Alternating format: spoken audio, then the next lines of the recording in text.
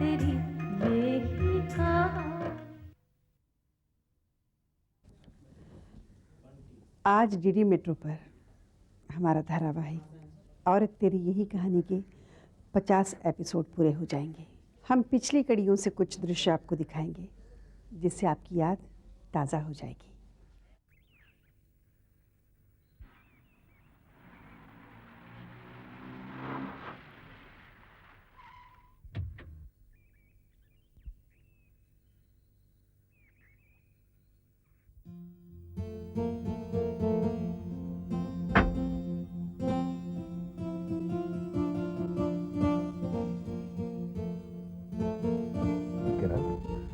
तुम यहाँ क्या कर रही हो? तुम्हें पता होना चाहिए कि इस वक्त निशांत यहाँ रहता है। तुम्हें यहाँ नहीं आना चाहिए था। बात ही कुछ ऐसी थी कि मुझे मजबूरन यहाँ आना पड़ा। ठीक है बेटा।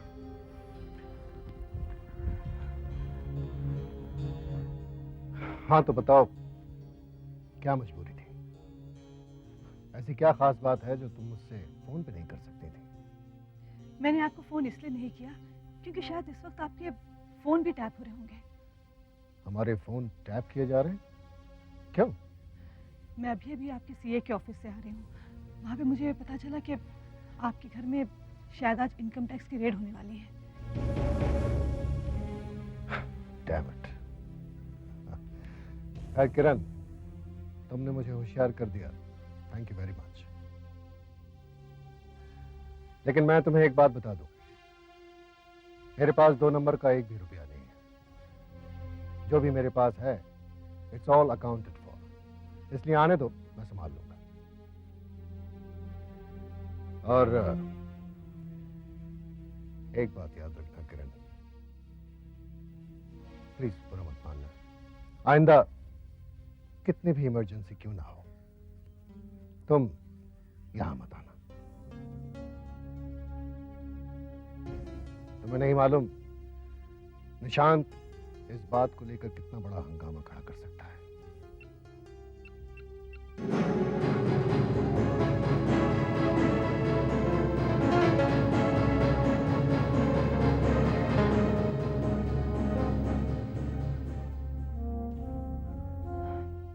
ठीक है, मैं चलती हूँ।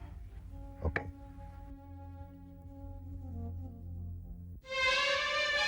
हाय निशांत। ठीक है करण, I'll see you there.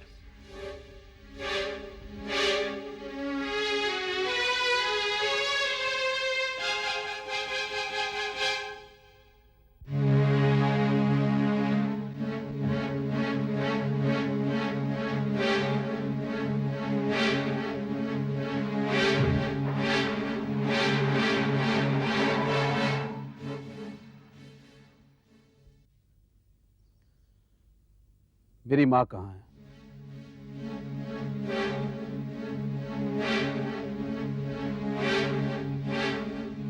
Dad, मैंने आपसे पूछा मेरी माँ कहाँ है? निशांत, तुम अच्छी तरह जानते हो कि तुम्हारी माँ अब इस दुनिया में नहीं है। झूठ बोल रहे हैं आप। बचपन से लेकर आज तक मुझसे यही झूठ बोलते आए हैं आप। लेकिन मैं जानता हूं मेरी माँ जिंदा है। किसने कहा तुमसे? किसी से कुछ जानने की जरूरत नहीं है, ये मेरे दिल की आवाज है। ये यहां क्या करने आई थी? कौन? किसी और की नहीं, मिस किरण सिन्हा की बात कर रहा हूं मैं। किरण हमारी लीगल एडवाइजर है निशांत। आज हमारी कंपनी पर इनकम टैक्स रेड होने वाली है, उसी की वार्निंग देने आई थी। वो तो पीसीओ कंपनी की लीगल एडवाइजर है। क्या सभी को जाकर इन्फॉर्म करती है कि उनके घर पर रेड पड़ने वाली है? मैंने अकाउंट्स भी चेक किए that, and she is not been paid anything which is not liable to her. फिर आप पर ये फेवर्स क्यों? इतनी सिंपैथी आपके साथ क्यों? किरण जहां भी काम करती है बहुत मेहनत और बहुत दिल से करती है। हाँ, वो कितना दिल से काम करती हैं ये तो मुझे नजर आ ही रहा है, और आप भी दिल से उनके कितने करीब हैं ये भी देखा। निशांत, क्या आप बकवास कर रहे हो? ये गलत है। क्या ये भी गलत है कि आप और वो कॉलेज में साथ साथ पढ़ते थे?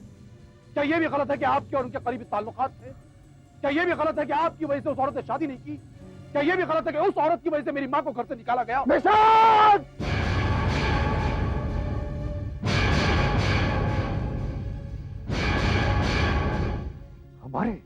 हमारी लाड प्यार ने तुम्हें इतना बिगाड़ दिया कि तुम अदब का दायरा ही भूल गए कि एक बाप से कैसे बात करना चाहिए। अरे हम तुम्हारे हर इल्जाम पे खामोश रहे, इसका ये मतलब नहीं कि हम गुनहगार हैं। हम सिर्फ इसलिए खामोश रहे ताकि तुम्हें चोट नहीं लगे। अब इससे ज्यादा और क्या चोट लगेगी डैड कि एक पराई औरत के लिए आपने अपने लाडले बेटे पर हाथ उठाया। I'm sorry डैड, अब इस चार दीवारी में मेरा आपके साथ रहना मुमकिन नहीं है। हमारे रास्ते जुदा जुदा हैं। मैं इस घर में अब लौटूंगा तो अपनी मां को लेकर ही।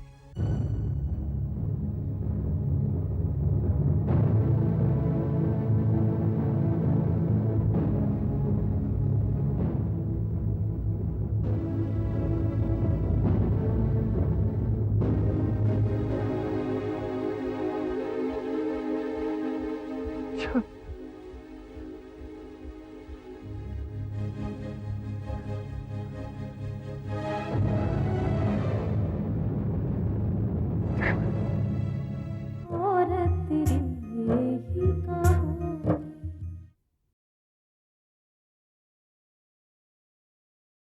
और तेरी यही कहानी। ऐसी कौन सी बात थी जो डॉक्टर साहब ने फोन करके कहा, किरण आई तो उसे रोक कर रखना, मुझे बहुत जरूरी काम है? दीदी मुझे क्या मालूम, मैं तो अभी अभी आई हूँ। अरे जब डॉक्टर साहब का फोन आया था तो आपको उनसे पूछ लेना चाहिए था। खाम खा परेशान हो रही हैं आप। ये भी तो हो सकता है कि उन्हें मुझसे कोई केस के बारे में बात करनी हो या कोई बिजनेस के बारे में बात करनी हो। तुमसे क्या बिजनेस की बात करेंगे? वो डॉक्टर है और तुम लॉयर। दीदी ये बात मैंने इसलिए कही क्योंकि डॉक्टर साहब बता रहे थे कि उनके कोई फ्रेंड है जिन्हें केस के सिलसिले में मुझसे बात करनी है। ये बात नहीं है। डॉक्टर साहब फोन पर बहुत नाराज लग रहे थे। असली बात तो उनके आने के बाद ही पता चलेगा। अभी तक आए नहीं डॉक्टर साहब। अरे किरण, तुम कब आई? बस आपके आने से 5 मिनट पहले। आइए बैठिए ना।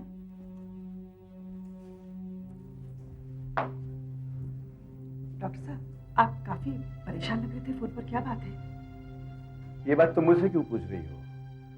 अपनी बहन से पूछो, इसने तो सब कुछ गड़बड़ कर दी। मैंने क्या गड़बड़ कर दी? नहीं की। देखो किरण, मैंने तुम्हें उस दिन अच्छी तरह समझाया था कि तुम राय साहब से ऐसी जगह पे मिलो जो निशांत को पता ना चले, और तुम सीधे उनके घर चली गई। जिस बात का डर था वही हुआ। निशांत घर छोड़कर चला गया। क्या? निशान घर छोड़कर चला गया? ये आप क्या कह रहे हैं? लेकिन डॉक्टर साहब ऐसी तो कोई बात नहीं थी। किरण, ऐसी कोई बात थी या नहीं उसका कोई मतलब नहीं। तुम्हें वहां देखकर राय साहब का बेटा घर छोड़कर चला गया। डॉक्टर साहब ने तुम्हें कितनी बार मना किया है वहां जाने से, फिर भी उनके मना करने के बावजूद तुम वहां गई क्यों? दीदी मेरा वहां पर जाना बहुत जरूरी था। डॉक्टर साहब मुझे पक्की इन्फॉर्मेशन मिली थी कि राय साहब के घर में इनकम टैक्स की रेड होने वाली है, और आप तो जानते ही हैं राय साहब की तबीयत कुछ दिनों से ठीक नहीं चल रही, और ये सारी बातें मैंने उन्हें फोन पर बतानी मुनासिब नहीं समझी, इसलिए उनके घर चली गई। वहां पे निशांत ने मुझे देखा, पता नहीं क्या सोचा और क्या समझा। इसके अलावा मैं और कुछ नहीं जानती। हो सकता है बात यही हो, लेकिन राय साहब ने मुझसे यही कहा कि मेरे घर में किरण को देखकर निशांत को अच्छा नहीं लगा और वो नाराज होकर घर छोड़कर चला गया। जो भी हो डॉक्टर साहब, निशांत घर छोड़कर गया है, इससे मुझे भी बहुत दुख है।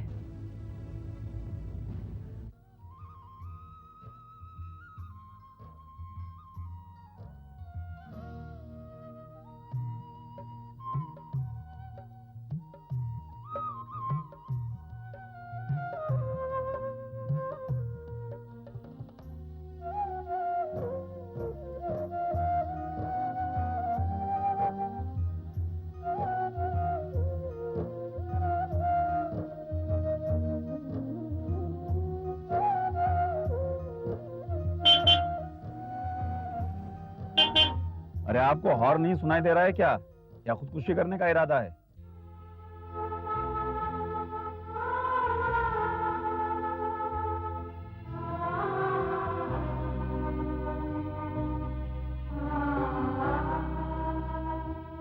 मधु? तो मधु जी आप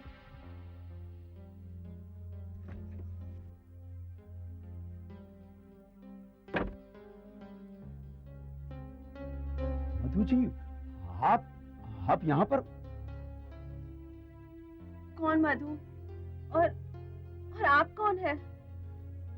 मधु जी प्लीज मुझे पहचानिए। मैं आपका प्रोफेसर प्यारेलाल। देखिए, मैंने आपसे कहा ना कि मैं आपको नहीं जानती। मेरा पीछा छोड़ेंगे या मैं चिल्ला के लोगों को बुलाऊं? नहीं, देखिए चिल्लाने की कोई जरूरत नहीं है। आप मधु नहीं है तो फिर कौन है आप? पता नहीं। तो फिर आप रहती कहाँ हैं?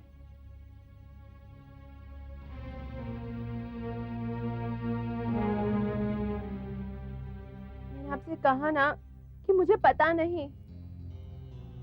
आप इतनी रात गए इस सुनसान सड़क पर कहाँ जा रही हैं? बस जहाँ किस्मत ले जाए। मेरी एक बात सुनिए। मेरी एक स्टूडेंट थी, उसका नाम मधु था। मैं उससे बहुत प्यार करता था। वो हूबहू आप ही की तरह थी। मेरी बदकिस्मती समझिए कि उसकी शादी कहीं और हो गई, लेकिन उसके ससुराल वाले उस पर बहुत जुल्म करते थे। बेचारी उन लोगों के जुल्म से तंग आकर एक दिन न जाने घर छोड़कर कहां चली गई। मैं उसे आज तक ढूंढ रहा हूं। खैर, आपको इन बातों से क्या लेना देना। लेकिन देखिए, मैं आपसे एक गुजारिश करता हूं। आप चाहें तो मेरे घर चल सकती हैं। देखिए, आप मुझ पर भरोसा कर सकती हैं। मैं इस शहर का एक इज्जतदार नागरिक हूं, कॉलेज का प्रोफेसर हूं। अगर आपको मुझ पर भरोसा है तो प्लीज आप मेरी गाड़ी में बैठ जाइए।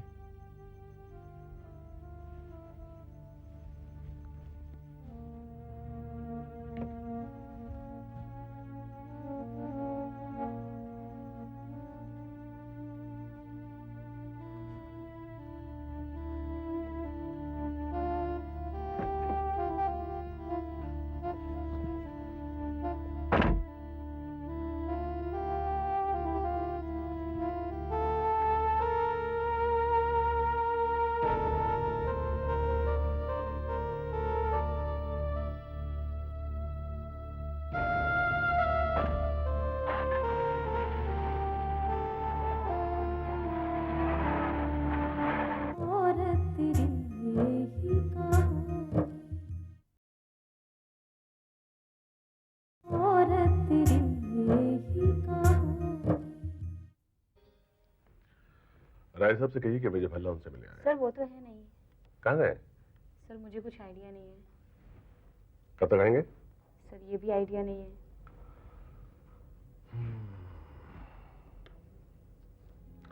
ओह, प्रियंका जी, कैसी हैं आप? मैं अच्छी हूँ, आप कैसे हैं? बिल्कुल ठीक हूँ। एक काम में काफी लोड है, इससे थोड़ा मसरूफ हूँ और बिजी हूँ। आप सुनाइए। That's wonderful. आप बिजी हैं, ये तो बहुत अच्छी बात है। टच वुड, भाई मेरा काम बहुत अच्छा चल रहा है। वरना आजकल तो सारे बिल्डर्स हाथ पे हाथ धर के बैठे हुए हैं। मनी मार्केट इतना टाइट हो गया है, ना शॉप्स बिक रही हैं, ना घर बिक रहे हैं। इजी स्कीम, इंस्टॉलमेंट, कैसे भी बस प्रॉपर्टी निकालने की कोशिश कर रहे हैं। ऐसे में आपका काम अच्छा चल रहा है। That's really wonderful. अच्छा प्रियंका जी, मैंने आपको एक ऑफर दी थी, आपने उसके बारे में कुछ सोचा? मैंने आपके ऑफर के बारे में बहुत सोच विचार किया और सोचने के बाद मैं इस नतीजे पर पहुंची कि जिस इंसान ने मुझे जिंदगी की पहली नौकरी दी है, यानी कि मेरा पहला चांस, मैं उसे धोखा नहीं दे सकती। पर हाँ, अगर वो कभी मुझे नौकरी से बाहर निकालते हैं तो मैं आपके पास जरूर आऊंगी। I'll consider your offer. आपका नंबर तो मेरे पास है ही, लेकिन राय बहादुर जैसे इंसान नसीब वालों को ही मिलते हैं। जी हाँ, काफी वक्त हो गया है और मुझे एक आदमी से मिलना भी है। पता नहीं राय साहब कब आएंगे। फिर मिलते हैं, बाय।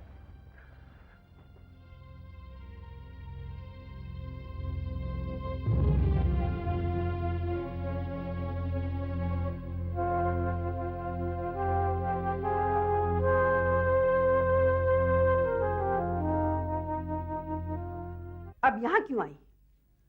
हम लोगों ने तुम्हारे साथ उसी वक्त रिश्ता तोड़ दिया था जब तुमने पिताजी की मर्जी के खिलाफ शादी किया था। तुम्हें हमारी जरा भी परवाह नहीं थी। हाँ, मैं मानती हूँ मैंने शादी की जल्दबाजी में गलती की, लेकिन उसकी इतनी बड़ी सजा दी तुमने। मेरे पति गुजर गए, उनके क्रियाक्रम पर भी तुम लोग नहीं आई। क्या मैं तुम्हारी इतनी बड़ी दुश्मन बन गई कि अपनी बहन का सुहाग उजड़ जाने पर भी तुम्हें जरा सा भी अफसोस नहीं हुआ? मुझसे एक बार अफसोस जाहिर करने नहीं आई। अगर दिल से नहीं करना था तो ऊपर से ही अफसोस जाहिर कर देती, कम से कम दुनियादारी रखने के लिए। दुनियादारी रखने के लिए? तुमने कौन सी दुनियादारी निभाई? मधु की शादी का कार्ड तुमने मधु के हाथों भिजवा दिया, खुद क्यों नहीं चली आई? तब कहाँ गई तुम्हारी दुनियादारी? हाँ दीदी, रहने भी दीजिए। कुछ गलतियां हम लोगों से भी तो हुई हैं। हम लोग दीदी से इसलिए नाराज थे क्योंकि उन्होंने सबकी मर्जी के बगैर शादी की। फिर बात बढ़ती गई और हम बहनों के दिलों में नफरत भी। दीदी ठीक है, हम लोगों ने दीदी का साथ सुख में नहीं दिया, लेकिन दुख में भी तो नहीं दिया। जीजा जी गुजर गए, हम लोग दीदी से मिलने तक नहीं गए। हमें उनके पास जाना चाहिए था, उनका हौसला बढ़ाना चाहिए था। बस बस, अब ज्यादा इनकी तरफदारी मत करना। मैं जब भी कुछ कहती हूँ तो तुम जरूर टांग अड़ाती हो। उस दिन मैं मधु को समझा रही थी, तुमने बीच में टोक दिया। मैंने कहा था ये भला सही आदमी नहीं है। तुम्हें विश्वास नहीं था ना? देखा क्या हुआ। दीदी अब जो हो गया सो हो गया। अब हमें आपस के गिले शिकवों को छोड़कर एक हो जाना चाहिए, दीदी की मदद करनी चाहिए।